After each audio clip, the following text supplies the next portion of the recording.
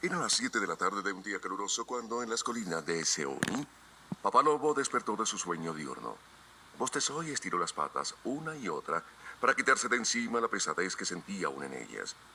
Mamá Loba estaba echada con el hocico de color gris caído sobre sus 4 lobatos, mientras la luna brillaba a la entrada de la cueva donde vivían todos ellos.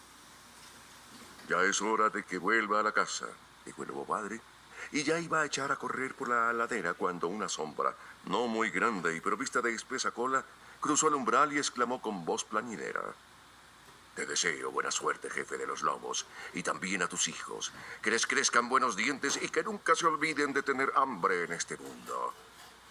Quien así hablaba era el chacal, Tabaqui, el lameplatos. En la India lo desprecian los lobos porque está siempre contando chismes y comiendo andrajos de los montones de basura que hay en las calles de los pueblos. Pero aunque le desprecien también, le temen. Porque Tabaqui, más que cualquier otro animal de la selva, tiene propensión a perder la cabeza. Cuando esto sucede, corre por la espesura mordiendo todo cuanto encuentra a su paso. Hasta el valeroso tigre se esconde cuando Tabaqui se vuelve loco, ya que la locura es lo más deshonroso que puede sucederle a un animal de la selva. Nosotros lo conocemos con el nombre de hidrofobia, pero ellos le llaman Newani, locura, y huyen cuando lo dicen. Aquí no hay comida, dijo Papá Lobo, pero puedes entrar, no vas a encontrar nada. Ah, para un pobrecillo como yo, contestó Tabaqui, hasta un insignificante hueso es un banquete. ¿Quiénes somos nosotros, los Guidurong, el pueblo chacal, para andar escogiendo? Se dirigió a toda prisa hacia el fondo de la cueva, donde tuvo la suerte de encontrar un hueso de gamo con un poco de carne adherida que se puso a roer vorazmente. Muchas gracias por tan excelente comida, dijo relamiéndose. Qué hermosos son todos tus hijos, qué ojazos tienen, y eso que son todavía muy jovencitos. Pero no debiera extrañarme, ya que los hijos de los reyes son hombres desde que nacen. Ni que decir tiene que Tabaqui sabía, también como cualquiera, que no hay nada tan inoportuno como elogiar a los niños estando ellos presentes. Pero le divertía enormemente ver en situación embarazosa a Mamá Loba y a Papá Lobo. Tabaqui guardó silencio durante un rato, gozándose en el daño que había causado, y luego añadió con aire de despecho: Shere Khan, el grande, ha cambiado de cazadero, según me han dicho. Durante la próxima luna cazará en estas colinas. Shere Khan era el tigre que vivía cerca del río Waigunga, a 5 leguas de distancia. Papá Lobo protestó enojado. No tiene ningún derecho. Según la ley de la selva, para cambiar de lugar hay que advertirlo como es debido. Va a espantar toda la casa en 2 millas y media a la redonda, y yo tendré que trabajar doble. No en balde le llamó su madre Lungri, el cojo, observó Mamá Loba. Es como de nacimiento, por eso no mata más que ganado. Como los campesinos de Waingunga lo perseguían, ha decidido venir aquí a molestar a los nuestros. Revolverán la selva para tratar de dar con él, pero nosotros tendremos que huir cuando incendien la maleza. Tenemos que estarle muy agradecidos a Shere Khan, te lo aseguro. Largo, vete de aquí, exclamó enfadado Papá Lobo. Vete a cazar con tu amo. Ya has hecho bastante daño por esta noche. Ya me voy, replicó Tabaqui en tono humilde. Desde aquí oigo a Shere Khan. Está allá abajo, en la espesura. Papá Lobo se puso a escuchar. En el valle que descendía hasta el río oyó el seco, rabioso lamento que lanza el tigre cuando no ha podido capturar ni una sola pieza. Pero al tigre no le importa que toda la selva se entere de ello. Imbécil, exclamó Papá Lobo. Vaya una manera que tiene de comenzar el trabajo. ¿Se puede empezar así, metiendo semejante ruido? ¿Acaso se figura que nuestros gamos son como sus gordos bueyes de Wingunga? Calla, dijo Mamá Loba. No son gamos ni bueyes lo que está cazando. Lo que busca es el hombre. El grito plañidero se había trocado en una especie de ronco zumbido que parecía venir de todas partes. Era aquel ruido peculiar que desconcierta a los leñadores y a todos los que duermen al raso, haciéndoles correr a veces hacia las mismas fauces de la fiera. El hombre, exclamó Papá Lobo, mostrando la doble hilera de blanquísimos dientes. ¿Es que no tienen suficientes escarabajos y ranas en los estanques que ahora se les antoja comer carne humana? Y por si fuera poco, en nuestro terreno. La ley de la selva, que jamás ordena algo si no tiene motivos para ello, prohíbe a las fieras el comer hombre, excepto en el caso de que éstas maten para enseñar a sus pequeños a matar.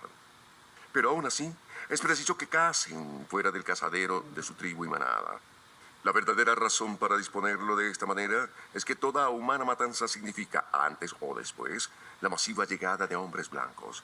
Acuden armados hasta los dientes en compañía de algunos centenares de hombres de color que portan antorchas, cohetes. A todo el mundo en la selva le toca entonces sufrir.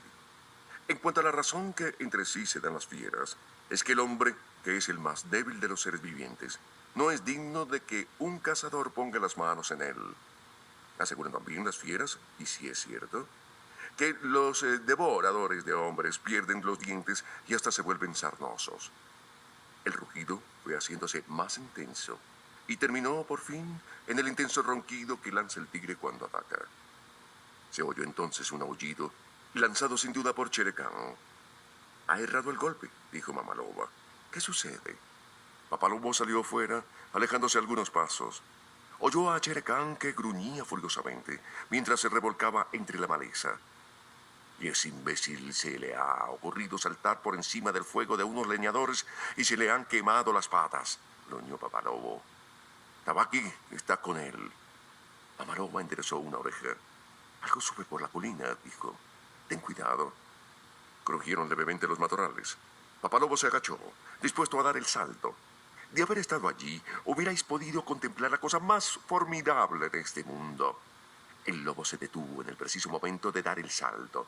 Brincó antes de saber contra qué se lanzaba y de súbito trató de pararse. El resultado fue que salió disparado en sentido vertical hasta 1,5 metros de altura, volviendo a caer en el mismo sitio. «¡Un hombre!», exclamó Papá Lobo con desagrado. «¡Un cachorro humano!». Frente a él, apoyándose en una rama baja, se erguía completamente desnudo un niño moreno que apenas sabía andar. Miró al lobo sin ningún temor y se rió. «¿Es eso un cachorro de hombre?», preguntó Mamá Loba. «Es la primera vez que veo uno. Tráemelo». Acostumbrado a mover de un lado a otro sus propios cachorros, un lobo puede, si es preciso, tomar un huevo en sus fauces sin romperlo. Y así, aunque se juntaron sobre la espalda del pequeño los dos quijadas del papalobo, ni un solo diente dañó su piel, que estaba intacta cuando aquel lo colocó entre los lobatos. «¡Qué pequeño es!», exclamó con ternura Mamá Loba. «Y qué desnudo. Y no tiene miedo». El pequeño se abría paso entre los cachorros para arrimarse al calor de la piel. «Mira cómo come con los demás», siguió diciendo Mamá Loba. «De modo que este es un cachorro de hombre, ¿eh? Pues no creo que haya existido nunca un lobo que pudiera vanagloriarse de contar con uno que estuviera entre sus propios cachorros». «De eso he oído hablar algunas veces», repuso Papá Lobo. «Estaba completamente desprovisto de pelo y es tan indefenso y débil que podría matarlo con el pie, pero no tiene ni pizca de miedo. Observa cómo nos mira». El resplandor de la luna, que penetraba por la entrada de la caverna, quedó interceptado de pronto por la enorme cabeza y por parte del pecho de Shere Khan. Tabaqui, que estaba situado a su espalda, le dijo con voz chillona: «¿Se ha metido aquí, señor?». «Shere Khan nos honra con su visita», dijo Papá Lobo. Sus ojos despedían chispas de cólera, desmintiendo sus amables palabras. «¿Qué desea, Shere Khan?». «Quiero que mi presa, un cachorro humano, ha pasado por aquí. Y quiero que me lo des. Sus padres han huido». Shere Khan había saltado por encima de un fuego de leñadores, como muy bien había dicho Papá Lobo, y tenía dolorosas quemaduras en las patas. Estaba furioso, pero Papá Lobo sabía perfectamente que la boca de la caverna era demasiado estrecha. Por ella no podía pasar el tigre. «Los lobos son un pueblo libre», contestó Papá Lobo. «Solo observen las órdenes del jefe de su manada y no las de un cazador de reses como tú. El cachorro de hombre nos pertenece. Podemos hacer lo que se nos antoje». «¿Lo que se nos antoje? ¿Lo que se nos antoje? ¿Qué tonterías son esas?